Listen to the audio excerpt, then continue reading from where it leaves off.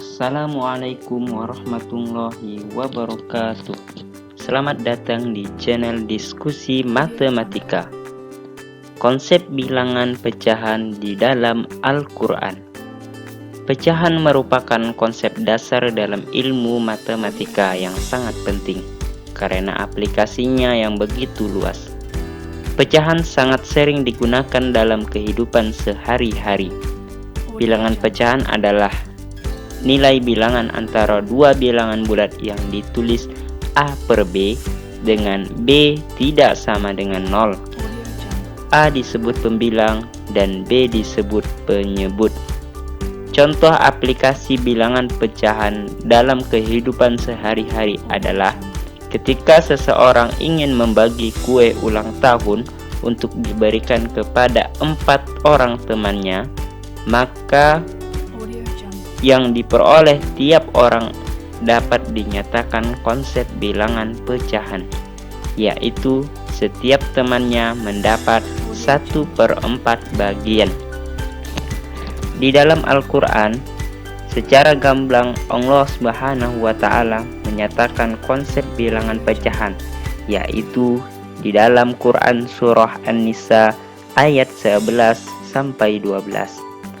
Di dalam ayat ini Allah Subhanahu wa Ta'ala berfirman yang artinya, Allah mensyariatkan bagimu tentang pembagian pusaka untuk anak-anakmu, yaitu bagian seorang anak lelaki sama dengan bagian 2 orang anak perempuan. Dan jika anak itu semuanya perempuan lebih dari 2, maka bagi mereka 2/3 dari harta yang ditinggalkan. Jika anak perempuan itu seorang saja, maka ia memperoleh separuh harta. Dan untuk 2 orang ibu bapak, bagi masing-masingnya 1/6 dari harta yang ditinggalkan. Jika yang meninggal itu mempunyai anak, jika orang yang meninggal tidak mempunyai anak dan ia diwarisi oleh ibu bapaknya saja, maka ibunya mendapat 1/3. Jika yang meninggal itu mempunyai beberapa saudara, maka ibunya mendapat 1/6. Pembagian-pembagian tersebut di atas sesudah dipenuhi wasiat yang ia buat atau dan sesudah dibayar hutangnya. Tentang orang tuamu dan anak-anakmu, kamu tidak mengetahui siapa di antara mereka yang lebih dekat banyak manfaatnya bagimu. Ini adalah ketetapan dari Allah. Sesungguhnya Allah Maha mengetahui lagi Maha bijaksana. Dan bagimu suami-suami 1/2 dari harta yang ditinggalkan oleh istri-istrimu, jika mereka tidak mempunyai anak. Jika istri-istrimu itu mempunyai anak, maka kamu mendapat 1/4 dari harta yang ditinggalkannya sesudah dipenuhi wasiat yang mereka buat atau dan sesudah dibayar hutangnya. Para istri memperoleh 1/4 harta yang kamu tinggalkan jika kamu tidak mempunyai anak. Jika kamu mempunyai anak, maka para istri memperoleh 1/8 dari harta yang kamu tinggalkan sesudah dipenuhi wasiat yang kamu buat atau dan sesudah dibayar hutang-hutangmu.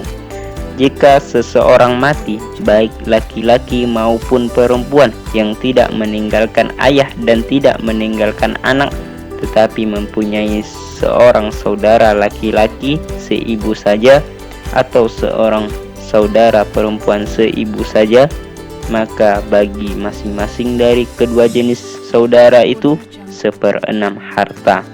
Tetapi jika saudara-saudara seibu itu lebih dari seorang,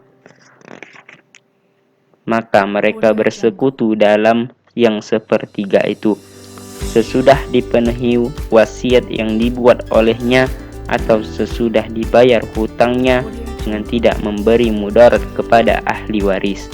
Allah menetapkan yang demikian itu sebagai syariat yang benar-benar dari Allah, dan Allah Maha mengetahui lagi Maha penyantun.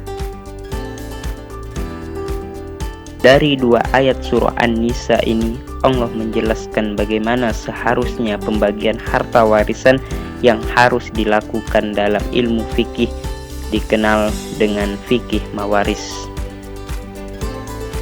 Dari kedua ayat ini, Allah memperkenalkan bilangan pecahan, yaitu 2/3, 1/2, 1/6, 1/3, 1/4, dan 1/8. Dalam konteks fikih mawaris, hal terpenting dalam menyelesaikan sengketa harta warisan adalah konsep menyamakan penyebut sehingga pembagiannya benar. Walaupun sekarang dalam pembelajaran matematika di sekolah, banyak pelajar yang menganggap bilangan pecahan adalah materi sulit dalam matematika. Ini merupakan hal dasar yang mesti kita perkenalkan kepada pelajar agar pembelajaran matematika tidak sepi dari makna dan ruh, sehingga matematika akan dirasakan sebagai ilmu yang penting yang harus mereka kuasai.